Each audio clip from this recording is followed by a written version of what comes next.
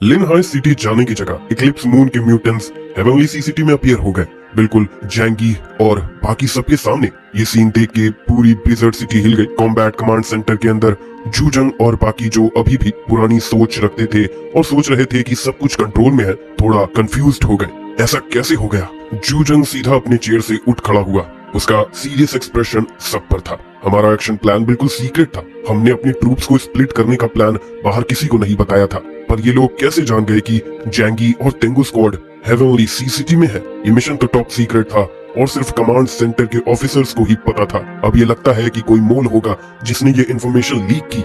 लैन शिंगचैंग की नजर तुरंत इंटेलिजेंस टीम पर गई जो तेंगु स्क्वाड से कम्युनिकेट करती थी। उसका चेहरा बिल्कुल ठंडा था और वो तेज कदम से उनकी तरफ बढ़ रही थी। वो लिन काइदी के सामने गई जो इंचार्ज थी। ये क्या हो रहा है? इंटेलिजेंस लीक क्यों हुआ? लिन काइदी एक 30s की औरत थी जो अपने बाल नीट बन में टाई किए हुए थी और बहुत डिग्निफाइड और एलिगेंट लग रही थी। लैंग शिंगचैंग के सवाल का जवाब देने के बजाय उसके चेहरे पर एक हल्की सी मुस्कान थी, पर जैसे ही वो मुस्कुराई उसका चेहरा पीला पड़ गया और मुंह से खून की एक लकीर निकलकर गिरने लगी। वो तुरंत गिर गई और सबने हैरानी से आवाज सुनी। लैन शिंगचैंग ने धीरे से मुंह खोला और जूजंग से कहा। वो पहले ही अपने मुंह में साइनाइड कैप्सूल रख चुकी थी और अब उसने सुसाइड कर लिया, पनिशमेंट के डर की वजह से। अब सब कुछ क्लियर हो गया था। ये सच था कि कोई इन्फॉर्मेंट था जिसने इक्लिप्स मून को ये इन्फॉर्मेशन लीक की थी, लेकिन जूजंग को समझ नहीं आ रहा था कि कोई अपना जान तक क्यों दे दे अगर वो एक्चुअली धोखा दे रहा था। इस सब का मकसद क्या था? लेकिन अभी के लिए जूजंग के पास टाइम नहीं था उन सब चीजों के पीछे जाने का, क्योंकि इस वक्त जैंगी एक बहुत बड़ी क्राइसिस का सामना कर रहा था। इक्लिप्स मून और स्काई ड्रैगन पायरेट्स ने मिलकर एक बड़ी चाल चल दी थी जो उनके आसपास ट्रैप लगा रहे थे। क्या सामसाला स्क्वाड वहां जाके उनकी मदद कर सकता है? लैन शिंगचैंग ने जवाब दिया, वो लिन हाई सिटी में है तो उन्हें वहां पहुंचने में कम से कम घंटा भर लगेगा। तू युनले का बैटल ऑलरेडी शुरू हो चुका है तो वहां भी कोई मदद नहीं कर सकते। जूजंग ने अपने दांत ग्रिट किए और जैंगी से कहा, जैंगी टाइम खरीदने की कोशिश करो, मैं तुरंत सामसारा स्क्वाड को भेज दूंगा तुम्हारी मदद के लिए। जैंगी की आंखें ठंडी हो गई। उसने समझ लिया था कि कुछ तो गड़बड़ है, क्योंकि उसने कुछ लोगों की चाल को इतना खतरनाक बना दिया था कि वो उसे मारना चाहते थे, लेकिन उसको मारना उतना आसान नहीं था। जैंगी अब किसी पर भरोसा नहीं कर सकता था, जूजंग पर भी नहीं, तो उसने डायरेक्ट हेडक्वार्टर से कॉल कट कर दिया। ये अचानक एक्शन देख के जूजंग थोड़ा हैरान रह गया, लेकिन उसके पास वक्त नहीं था गुस्सा होने का। ब्लिज़र्ड सिटी में जो कुछ हो रहा था उसने समझा था कि वो सॉलिड है, पर इक्लिप्स मून का स्पाई अब सामने आ गया था। ये उसका रिस्पॉन्सिबिलिटी था कमांडर के रूप में। अगर जैंगी ने उसे सस्पेक्ट किया तो वो बिल्कुल सही है ऐसा डाउट करना। जैंगी ने कॉल कट करने के बाद तुरंत सबको बता दिया, इक्लिप्स मून का अंडरकवर एजेंट हेडक्वार्टर्स में है। अब से सब कुछ मेरे कमांड में होगा। हेडक्वार्टर से अब कोई कांटेक्ट नहीं होगा। जो सिचुएशन थी वो बिल्कुल क्लियर थी। एक ट्रैप था जिसमें जैंगी और बाकी लोग फंसाए जा रहे थे। अभी के लिए उन्हें अपने आप पर ही भरोसा करना होगा। गाओ चेंगकोंग अब भी जैंगी से कह रहा था, हम तुरंत वहां पहुंच रहे हैं तो तुम्हें थोड़ी देर और अपने आप को संभालना होगा, ध्यान रखना। जैंगी ने कुछ नहीं कहा और गाओ चेंगकोंग की कम्युनिकेशन भी कट कर दी। उसको अब ये समझना था कि कौन इंसान है और कौन घोस्ट, पर पहले ये फाइट जीतनी थी। फीनिक्स रैन एक छोटी सी हिल पर खड़ा था और अपने लिए एक सिगरेट जलाने लगा। चलो शुरू करते हैं, उसने कहा। इक्लिप्स मून और स्काई ड्रैगन पायरेट्स का मिलना ये एक ऐसी शक्ति थी जो इन्वेस्टिगेशन स्क्वाड को आसानी से मिटा सकती थी। और भी ये कि तेंगु स्क्वाड को सबसे कम कॉम्बैट पावर वाला इन्वेस्टिगेशन टीम माना जा रहा था। कैप्टन जैंगी को ऑफिशियली 8200 पॉइंट्स का एबिलिटी इंडेक्स रेटिंग दिया गया था। टीम को भी टेम्पररी तौर पर बनाया गया था। ब्लिज़र्ड सिटी में जूजंग ने लैंग शिंगचैंग से कहा कि वो ये इन्वेस्टिगेशन करे। इस सिटी में अभी भी कोई मोल तो नहीं है। दूसरी तरफ उसने सामसारा स्क्वाड को तेज से हेवनली सी सिटी भेजने का ऑर्डर दिया ताकि वो मदद कर सके। लेकिन अब वो क्या कर सकते थे? कुछ भी नहीं। मिसाइल्स या रिपर ऑफ लव को इनडिस्क्रिमिनेटली यूज करना इम्पॉसिबल था, क्योंकि जैंगी और बाकी लोग भी वहां थे। बस वो चुपचाप देख सकते थे, उम्मीद करते हुए कि जैंगी जब तक सामसारा स्क्वाड वहां ना पहुंचे तब तक अपनी तरफ से उन्हें होल्ड कर सकेगा। बैटलफील्ड पर इक्लिप्स मून और स्काई ड्रैगन पायरेट्स की अटैक्स ऑलरेडी शुरू हो चुकी थी। पहला अटैक करने वाला था चश्मिश। उसने अपने पॉकेट से 10 तालिस्मान्स निकाले और उन्हें हवा में बिखेरे।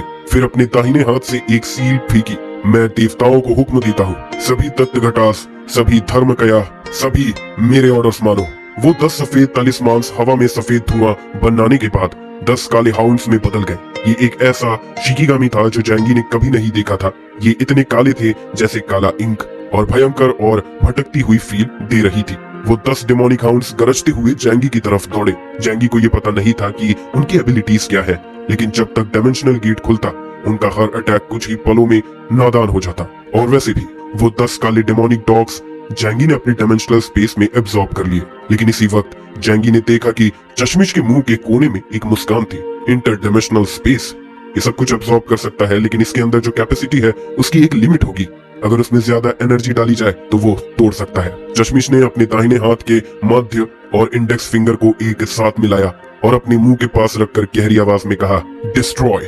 जैंगी ने महसूस किया कि उसके इंटरडायमेंशनल स्पेस के अंदर वो 10 डेमोनिक हाउंड्स डॉग अचानक जोर से फट गए, जैसे उन्होंने कुछ महसूस किया हो। ये सेल्फ एक्सप्लोडिंग डीमन डॉग्स थे, एक खास डेटी जो चश्मिश ने जैंगी के डायमेंशनल स्पेस एबिलिटी को निपटाने के लिए भेजी थी। डायमेंशनल स्पेस में एक्सप्लोजन को महसूस करके जैंगी थोड़ा सा हिल गया। ये इसीलिए क्योंकि जो एनर्जी उस एक्सप्लोजन में थी वो काफी खतरनाक थी। साथ ही उसके जहन में एक बात क्लियर हो गई थी, उसकी सारी इंफॉर्मेशन इक्लिप्स मून के लोगों को मोल नहीं दे रही थी। ये एक राउंड अप था जो स्पेसिफिकली उसे टारगेट कर रहा था। ये बिल्कुल वैसा ही था जैसे पहले टैंग शिंगटोंग के लिए ट्रैप बिछाया गया था। किसी ने पहले ही टैंग शिंगटोंग को रिवर साउथ डोमेन से हटाना चाहा था और अब कोई उसे भी हटाना चाहता है रिवर साउथ डोमेन से। जैंगी की आंखें इतनी ठंडी थी जैसे दुनिया की सबसे पुरानी बर्फ, आर्टिक आइस प्लेन्स की 10,000 साल पुरानी बर्फ।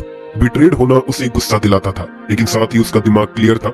उसने अपने जज्बात को अपने डिसीजंस में इंटरफेरेंस नहीं करने दी। शायद इसीलिए क्योंकि एंड टाइम्स में उसने इंसानियत की इतनी डिस्टॉर्शन देखी थी कि वो बिट्रेयल को थोड़ा आदत बना चुका था।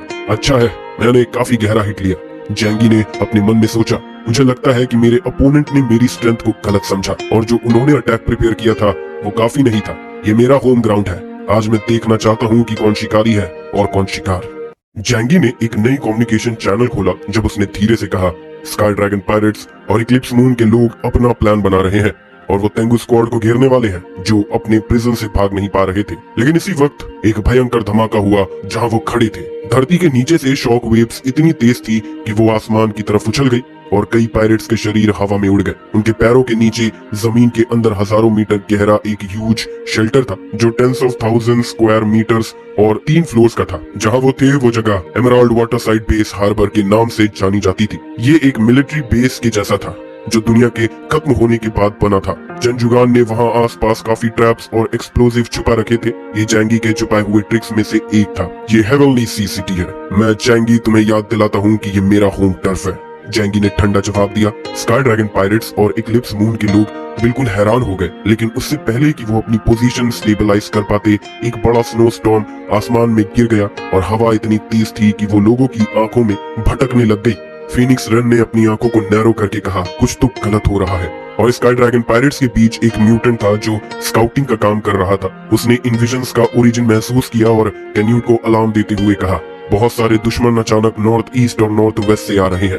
कैन्यूट ने गहरी आवाज में कहा, यहाँ अचानक दुश्मन कैसे आ सकते हैं? हेवनली सी सिटी तो खाली था। जब वो हेवनली सी सिटी आए थे तब उन्होंने हर जगह नेटिव लोगों को ढूंढा ताकि उनसे सप्लाईज चुरा सके, लेकिन उन्होंने कुछ नहीं पाया, ना कोई जीवित इंसान था। अब ये बड़ी फौज कहाँ से आई? जो लोग आ रहे थे वो कोई और नहीं बल्कि रीइंफोर्समेंट्स थे, रेडिएंट प्रोस्पेरिटी बेस और एमराल्ड वाटरसाइड बेस से। इसके अलावा अंकल यू और फैटी शू भी उनके साथ थे। शुरू से ही जैंगी को लगता था कि ये बड़ी लड़ाई मुश्किल होगी, इसीलिए उसने मेजर बेसिस के लोगों को पहले ही इंस्ट्रक्शन दे रखा था। जैसे ही ये बैटल शुरू होती, ये लोग वहां आसपास स्टैंड बाय करेंगे और जैंगी के ऑर्डर्स का इंतजार करेंगे, क्योंकि आखिरकार बॉस को सामने जाके लड़ना पड़ता है और छोटे लोग घर पर बैठकर कुछ नहीं कर सकते, ऐसा तो नहीं था। जैंगी ने जिया होंगलियान और बाकी लोगों को ऑर्डर दिया कि वो यहाँ के आसपास की लाइन ऑफ साइट को इंटरफेयर करे ताकि थोड़ी केओस क्रिएट हो सके, लेकिन उन्हें बैटलफील्ड के पास ना जाने को कहा। जैंगी अभी भी उनकी ताकत को लेकर थोड़ा अनश्योर था। जिया होंगलियान ने अपने साथ कई वॉरियर्स को एक हाई पॉइंट पे भेजा। फैटी शू और चंजुगान मिलके स्टॉर्म और आइस का यूज कर रहे थे ताकि केओस क्रिएट हो सके और जैंगी को ट्रैप से निकालने के लिए एक चांस मिले। दूसरी तरफ अंकल यू चुपचाप अपने GPW2 generation anti material sniper rifle को लेकर एक हाई पॉइंट पे छुपकर पायरेट क्राउड पे स्नाइपर शॉट्स मारने लगा। फैटी शू ने थोड़ा चिंतित होकर कहा, बॉस ने कहा था कि हमें पास नहीं जाना है, सिर्फ इतनी डिस्टर्बेंस से काम चलेगा? लगता तो नहीं कि वो लोग ज्यादा है, और जो है उनमें से कम लोगों के पास एक्चुअल कॉम्बैट पावर है। म्यूटेंट्स तो बस 10 से भी कम है, थोड़ा ब्लफिंग चलेगा, पर असली फाइट के लिए ये काफी नहीं है। जैसा कि सोचा गया था, एमराल्ड वाटरसाइड बेस हार्बर में जो एक्सप्लोजन हुआ उसने स्काई ड्रैगन पायरेट्स और इक्लिप्स मून को बस कुछ देर के लिए परेशान किया। जैसे ही उन्होंने अपने होश में आकर सोचा, उन्हें समझ में आ गया कि जो दुश्मन अचानक से आए थे वो ब्लिजर्ड सिटी के रीइंफोर्समेंट्स नहीं बल्कि हेवनली सी सिटी के असली लोग थे। इससे उनका दिल थोड़ा सेटल हो गया। कैन्यूट ने अपने चेहरे पे एक मुस्कुराहट लाते हुए कहा, बस कुछ बेकार मछलियां हैं, कोई बड़ा हल्ला नहीं कर सकते। कैन्यूट ने तुरंत अपनी टीम को भेजा। शिया होंगलियान और बाकी हेवनली सी सिटी के नेटिव लोगों को हैंडल करने के लिए वो खुद अपने म्यूटेंट्स के साथ इक्लिप्स मून के ऑर्गेनाइजेशन के साथ मिलके जैंगी और बाकी लोगों को प्रिजन केज के अंदर मारने का प्लान बना रहा था। लेकिन ब्लिजर्ड सिटी के कवर में कोई नहीं दिख पा रहा था कि जैंगी क्या कर रहा था। उसने गहरी सांस ली और अपने दिल में जाने लगा कि अब जिंदगी के लिए लड़ाई करने का वक्त आ गया है। इस बार जो दुश्मन वो फेस कर रहा था वो आसानी से डील होने वाला नहीं था। खुशकिस्मती से उसने अपना असली ट्रम्प कार्ड कभी नहीं दिखाया था। जैंगी केज के बीच में खड़ा था। उसके हाथ एक गेंद जैसे बंद हो गए थे और अचानक उसके हाथों के बीच एक काली बिजली का तूफान घूमता हुआ दिखाई देने लगा। बिजली थोड़ी थोड़ी करके मोटी हो रही थी और उस अजीब और ट्विस्टेड पावर से ऐसा लग रहा था जैसे एक छोटी सी काली सांप उसके हाथों के बीच तैर रहा हो। वो डार्क ताकत देखकर डाली चंकिंग और बाकी लोग अपनी आंखें चौड़ी करके एक दो कदम पीछे हट गए। बस लियांग यू, फ्लावर और यांग शिनशिन ही थे जो जानते थे कि ये ताकत क्या थी। कुछ लोग जैंगी को प्रोटेक्ट करते हुए उसके आसपास खड़े हो गए ताकि कोई उसे डिस्टर्ब ना करे। वो काली और अनस्टेबल सब्सटेंस और ज्यादा गहरा हो रही थी। धीरे धीरे एक बड़ा काला गोला बन गया जैंगी के हाथों के बीच। फिर जैसे ही जैंगी ने अपने हाथ हिलाए वो धीरे धीरे कंप्रेस होता गया और एक ब्लैक वॉइड बॉल बन गया जो बस वॉलीबॉल के साइज का था। सब लोग मेरे से दूर हो जाओ, जैंगी गुस्सा करते हुए बोला। टेंगू स्क्वाड के सारे लोग जल्दी से उससे दूर हो गए। जैंगी ने वॉइड बॉल को ऊपर उछाल दिया। फिर उसने अपनी 20 टाइम्स एक्सीलरेशन एबिलिटी को इंस्टेंटली एक्टिवेट किया। उसका पूरा शरीर 3 मीटर से ज्यादा उछल गया। फिर उसने अपने दाएं हाथ से उस वॉइड बॉल को जोर से फेंक दिया। वो काला वॉइड बॉल तुरंत स्पेस को कट करते हुए इनविजिबल केज के बीच से निकल गया और सीधा कैन्यूट के डायरेक्शन में जाने लगा। उसके साथ ही कैन्यूट जो अपनी ट्रूप्स को डिप्लॉय कर रहा था उसके दिल में एक वार्निंग का सिग्नल आया।